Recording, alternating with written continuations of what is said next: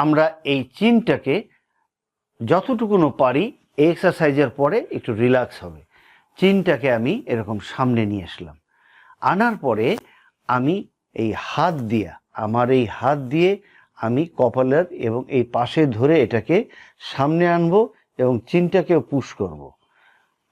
আবার আমি এটাকে সামনে আনবো, এই হাতটা নিচ দিকে এমনভাবে রাখবো যাতে এই অংশ উপরের দিকে না ওঠে, এভাবে করব। এটাও অ্যাট এ টাইম 30 সেকেন্ড। প্রতিটি এক্সারসাইজ কমপক্ষে 10 থেকে 15 বার করবেন, দিনে 2 বার করবেন। এবারে আমরা বলবো শেষ এক্সারসাইজটি। শেষ এক্সারসাইজটি যেহেতু আমরা 2 বার এক্সারসাইজ করেছি, প্রথমে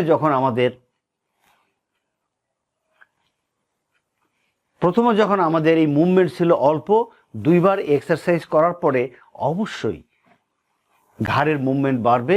এটা পরীক্ষিত, আমাদের সেন্টারে, আমাদের চিকিৎসায় এভাবেই হয়। এরপর আমরা দেখব এটা কতটুকুন আসে, এতটুকুন আসে। এরপরে আমরা এই মাথার এখানে ধরে আমি এটাকে ডান দিকে ঘোরাবো এবং চিনটাকে এরকম ডান দিকে পুশ করব, করে এই আনবো। আবার এখানে নিয়ে এসে এখানে হোল্ড করব 30 সেকেন্ড।